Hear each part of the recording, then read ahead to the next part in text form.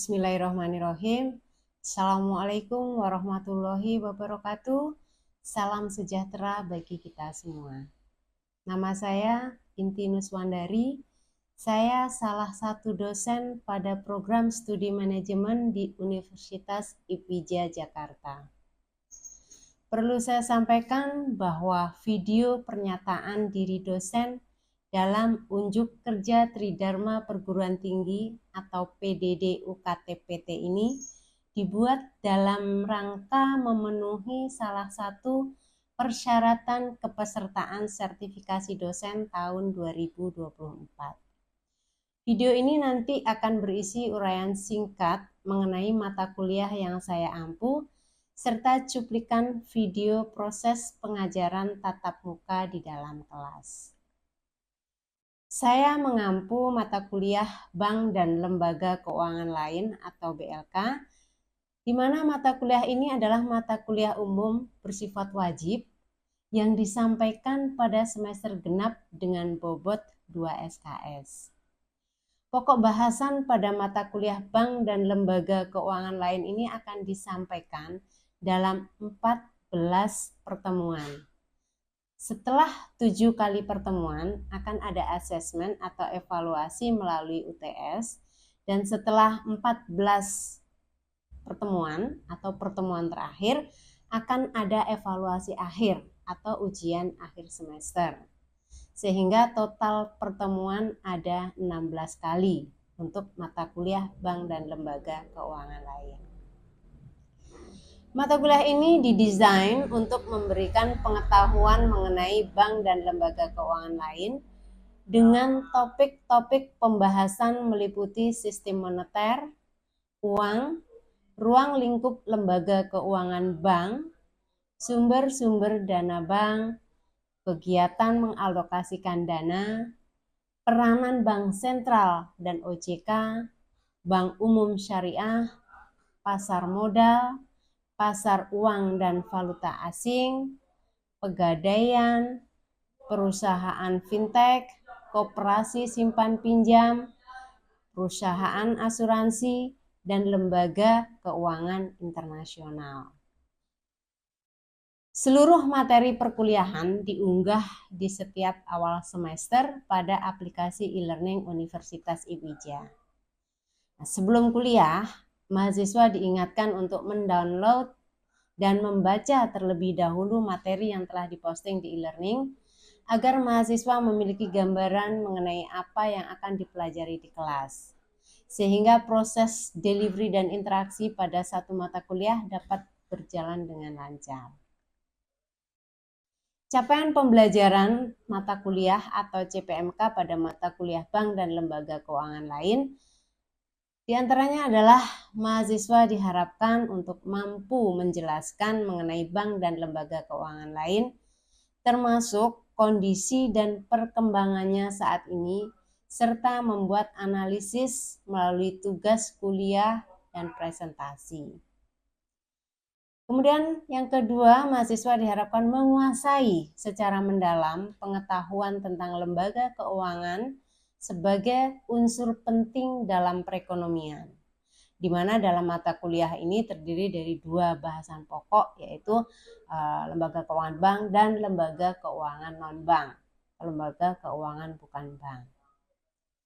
Yang berikutnya, mahasiswa diharapkan dapat mengimplementasikan hasil pembelajarannya dengan didukung oleh sikap, keterampilan umum, keterampilan khusus, dan pengetahuan sebagaimana terurai pada CPL Prodi.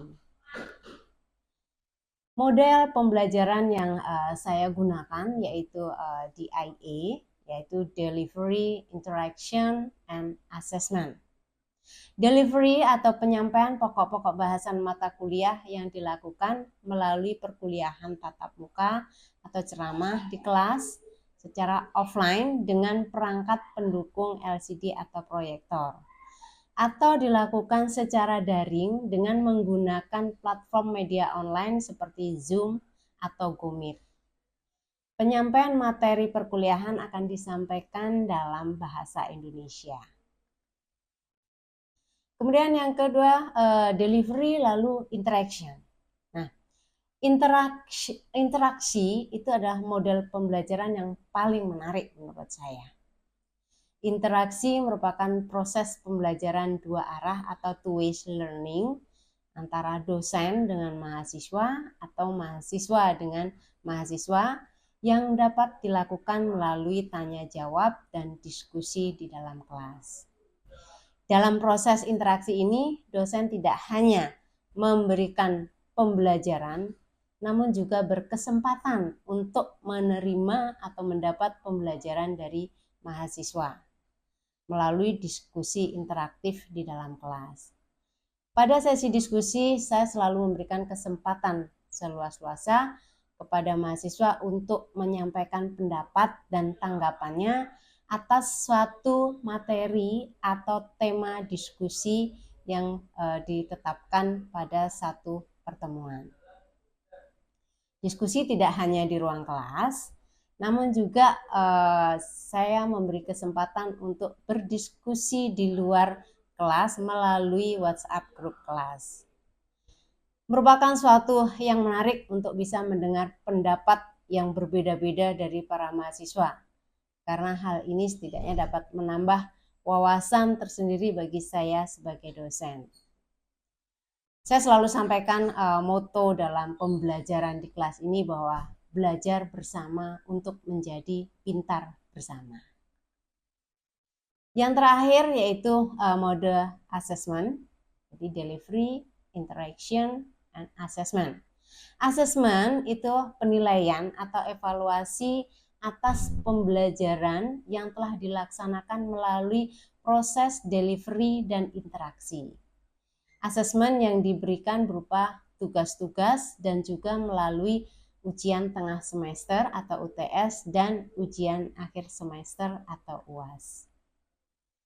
Nilai yang diberikan kepada mahasiswa berdasarkan komposisi, yaitu berdasarkan kehadiran itu dengan komposisi 10%, lalu tugas itu 35%, UTS 20% dan UAS 35%.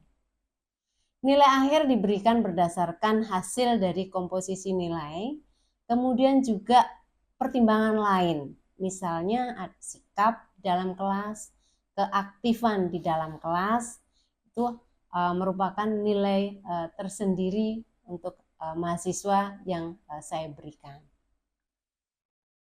Berikutnya, saya akan sampaikan cuplikan video proses pembelajaran tatap muka di dalam kelas.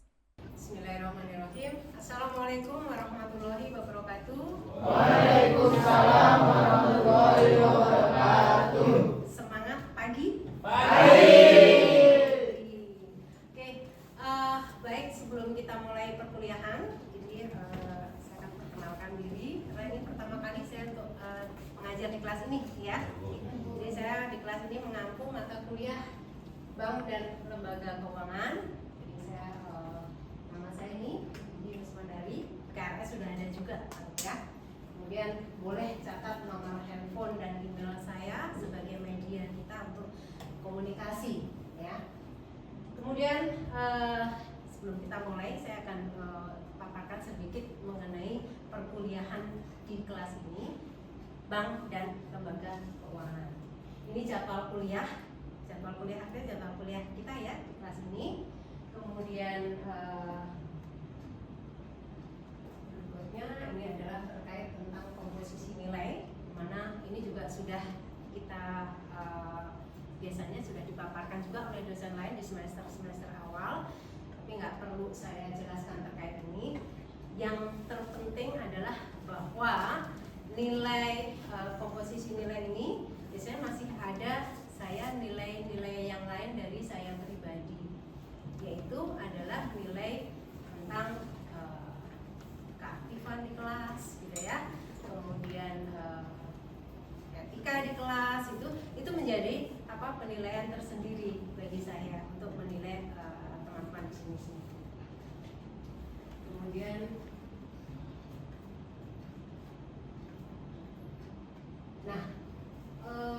terkait mata kuliah ini, saya ada beberapa referensi buku yang bisa digunakan, yaitu ada Dr. Kasmir, Dahlan Siamat, kemudian ada beberapa lagi. Ini contohnya ya, ini buku yang biasa saya gunakan. Ini buku Dr. Kasmir sama Dahlan Siamat, dan yang lain-lain itu bisa dicari.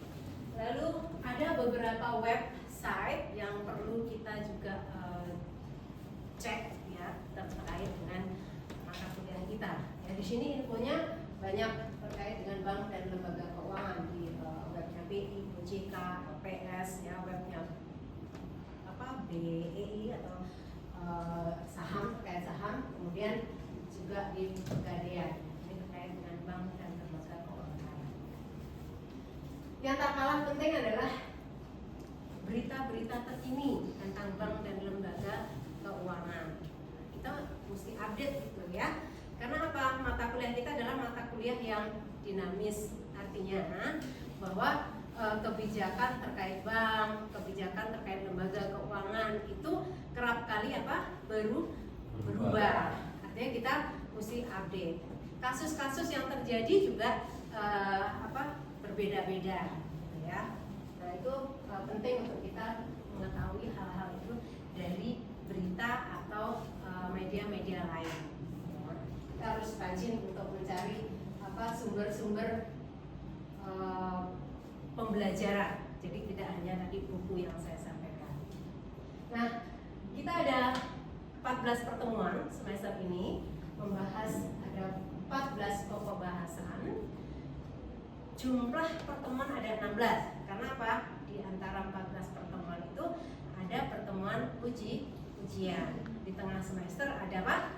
Kemudian di akhir semester ada UAS. Itu adalah bentuk evaluasi dari seluruh perkuliahan, seluruh mata kuliah. Ya. Pertemuan pertama kita akan membahas mengenai sistem moneter.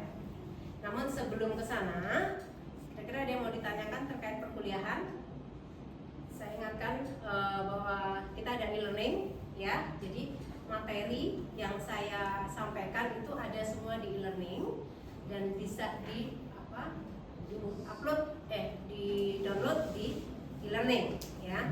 Jadi harapan saya ketika kita mulai kuliah, semuanya sudah siap dengan materi pada hari itu, gitu ya. Kita akan bicara mengenai untuk pertemuan kali ini tentang sistem moneter. Ya. Moneter itu dari kata apa sebenarnya? Money apa money? Uang. Ya. Nah, moneter berarti hal-hal terkait dengan keuangan. Ya. Jadi sistem yang menetapkan kebijakan dan tindakan yang mempengaruhi interaksi faktor moneter dalam suatu negara. Jadi dari sini otoritas moneter, ada Bank Pencipta Uang Negara. Otoritas moneter ini kalau di kita apa? Bank Indonesia. Bank Indonesia adalah sebagai bank sentral, di mana dia memiliki wewenang untuk mengendalikan jumlah uang yang beredar pada satu negara, memiliki hak untuk menetapkan suku bunga. Nah, kemudian kalau Bank Pencipta Uang Negara itu adalah bank-bank umum, ya, yang kita kenal. Ada banyak bank umum ya. Kita apa contohnya? BCA, BNI, Mandiri, itu masuk bank umum. Dia pencipta uang giral. Apa uang giral? Kita ada dua macam uang ya. Uang apa? Kartal, giral. Kalau giral, contohnya uang giral. Kalau uang kartal kan ada uang kita yang buat bayaran sehari-hari, uang kertas, uang koin, uang logam. Kalau uang giral, giro, ya, itu kan dicek, ya, itu diterbitkan oleh bank-bank umum. Kemudian sebelum lanjut ada pertanyaan terkait sistem moneter. Jadi gini, kalau nanti saya menjelaskan terlalu cepat, boleh diinterupsi ya, Bu, terlalu cepat gitu ya, Bu, tolong ulangi. Atau di tengah-tengah ada yang mau ditanyakan, langsung saja, nggak apa-apa ya. Oke, Bu. Oh iya, silakan. Izin bertanya. Tentang moneter tadi, rupiah kan melemah ya Bu. Lalu Ya. bagaimana peran masyarakat otoritas moneter membantu peran kita dalam menguatkan nilai rupiah? Oke, rupiah melemah. Rupiah melemah itu ditandai dengan menguatnya naiknya dolar. Ya, naiknya dolar berarti melemahkan rupiah. Apa sih yang bisa kita lakukan gitu ya sebagai masyarakat supaya berkontribusi dalam meningkatkan nilai rupiah? Yang hobi shopping ada? Ada, ya. Jadi kurangi shopping atau belanja barang-barang luar negeri, itu salah satu jawab ininya ya. Tahan diri, jangan belanja luar negeri, belanjanya barang-barang dalam negeri. Ada yang hobi traveling? Travelingnya tahan dulu, jangan traveling ke luar negeri, traveling saja di dalam negeri, gitu ya. Itu adalah kita sebagai masyarakat bisa. Lalu ada yang punya usaha, misalnya UMKM, gitu ya, yang orientasinya bisa ekspor. Nah itu terus perbanyak produk-produk yang bisa diekspor. Ya, jadi perbanyak ekspor, kurangi impor. Itu salah satu cara untuk menekan US dollar, menaikkan nilai rupiah. Kira-kira jelas? Jelas Bu. Oke, terkait gambaran fungsi dan peran lembaga keuangan, ya. Jadi lembaga keuangan itu adalah dia memiliki fungsi sebagai menghimpun dan penyalur. Kalau menghimpun berarti adalah menarik dana dari, kalau sini kita sebut dari unit surplus, artinya unit yang memiliki kelebihan dana. Lalu menyalurkan ke unit defisit, biasanya lembaga keuangan menyalurkan berupa apa? Uang yang terkumpul disalurkan berupa apa? Bank ini udah ngumpulin dana, menghimpun dana, lalu akan disalurkan kepada unit defisit berupa kredit. Ya, unit defisit itu kan artinya unit yang membutuhkan uang, membutuhkan dana. Ya, jadi disalurkan dengan berupa kredit. Ya.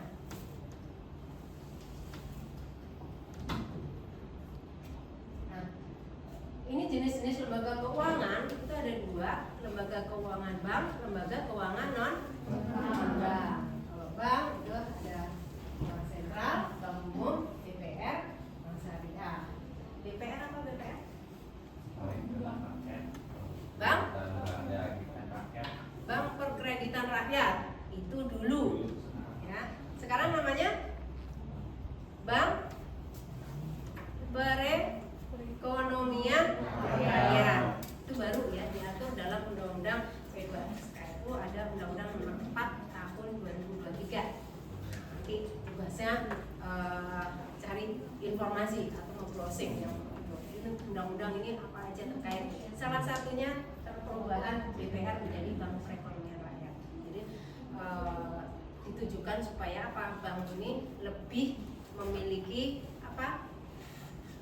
cakupan ininya, jasa pelayanannya lebih luas. Kalau perkreditan berarti hanya terkait dengan kredit. Tapi kalau perekonomian rakyat dia akan bisa memberikan jasa layanan yang lebih luas. Ya. Lalu ini jenis-jenis bank, ada berdasarkan fungsinya, ada bank sentral, bank umum, tadi ada bank perekonomian rakyat. Lalu berdasarkan operasional, ada bank konvensional dan bank syariah. Karena operasionalnya mereka dengan tata cara yang berbeda, dengan regulasi atau aturan yang berbeda. Lalu ada berdasarkan kepemilikan, ada bank swasta, ada bank asing, ya. Kalau bank swasta ya dimiliki swasta, asing dimiliki asing. Ada juga bank yang dimiliki oleh pemerintah daerah, ya. Yang di Jawa Barat pasti punya ada BJB, Jawa Timur ada Bank Jatim. DKI ada Bank DKI itu Pemda ya. Lalu ada berdasarkan bentuk usaha, itu ada PT gitu ya. Kemudian ada yang berbentuk koperasi, ada usaha daerah gitu ya. Itu berdasarkan bentuk usaha. Ini adalah contoh lembaga keuangan bukan bank. Tadi ada lembaga keuangan ada dua, lembaga keuangan bank dan bukan bank. Bukan bank itu macam-macam. Ada asuransi, kemudian leasing, pasar modal, ya. Nah, nanti kita akan bahas satu persatu di bab-bab berikutnya, ya. Kemudian ada lagi contoh lain selain ini, ada koperasi, pegadaian, fintech, ya. Nah, itu adalah lembaga keuangan bukan bank. Di sini ada yang mau ditanyakan untuk detail nanti di materi ada ya, nanti boleh dibaca. Kalau yang sudah baca mungkin ada yang mau ditanyakan. Saya Bu izin bertanya. Iya. Untuk LKBB itu kan pasti ada yang mengawasi ya Bu. Nah, siapa yang mengawasi LKBB, lalu kemana nasabah mengadu terkait permasalahan tersebut? LKBB, siapa yang mengawasi LKBB? Lembaga keuangan bukan bank, ya. Jadi tadi lembaga keuangan ada dua, lembaga keuangan bank dan non bank, bukan bank. Kesemuanya ini diawasi oleh siapa?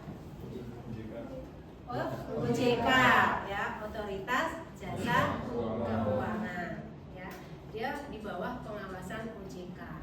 Lalu bagaimana ini nasabah jika mengalami permasalahan gitu ya?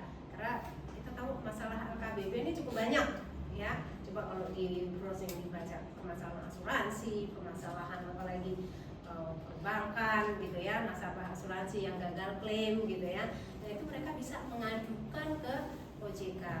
Nanti OJK akan melakukan apa? Investigasi, penelusuran, ya masalahnya seperti apa. Nanti lalu biasanya ada mediasi. Ya. Ada lagi? Pertanyaan? Saya mau bertanya Bu. Ada? Silakan.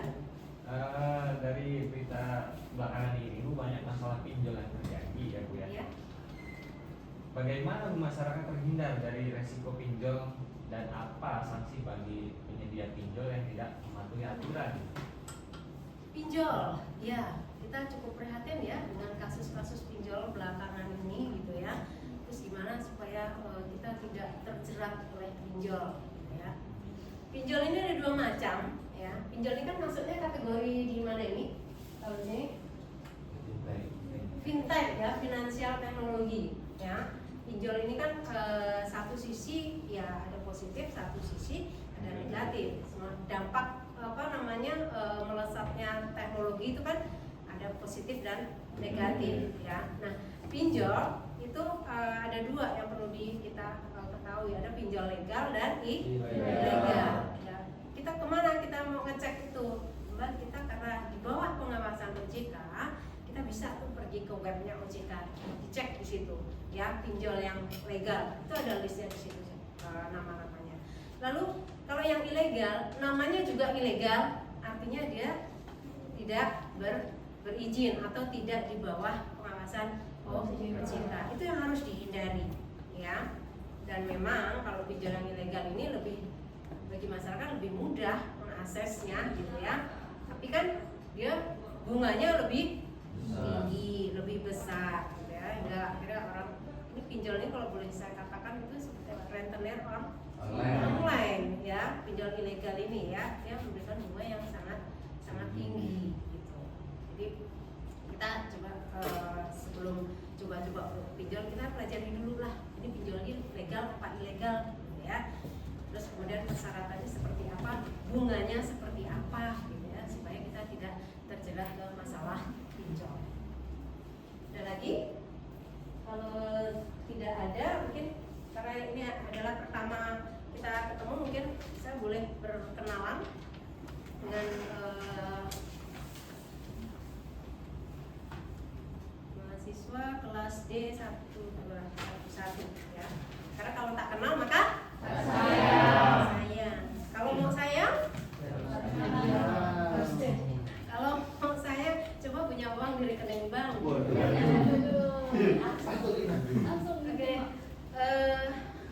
Rafli ada? Shiva, kita sambil berkenalan ya. Nanti kalau siapa tahu di jalan ketemu gitu ya. Kemudian Fania, Hadir Bu. Laila, Hanifa, Hadir Bu. Sasha, Arya, Maulana Fauzi, Maulana Fauzan, twins, kembar ya. Beruntung sekali orang tuanya punya kembar ya. Marni, Kurniawan, Saya Bu. Umi Korea, Ilham, Lovia, Helen, Hadir Bu. Siti Julianti, Nah, hadir Bu. Siti Julianti, Jacinta, Hadir Bu. Herlina, Hadir Bu. Nurlivia, Hadir Bu. Muhammad Amirulio, Julia, ada? Doni? Oke. Ada yang belum dipanggil? Saya Bu. Vera? Vera? Sudah bukan? Sudah ya? Ada? Oke. Kalau tidak ada lagi pertanyaan, saya cukupkan sekian. Terima kasih untuk pertemuan hari ini.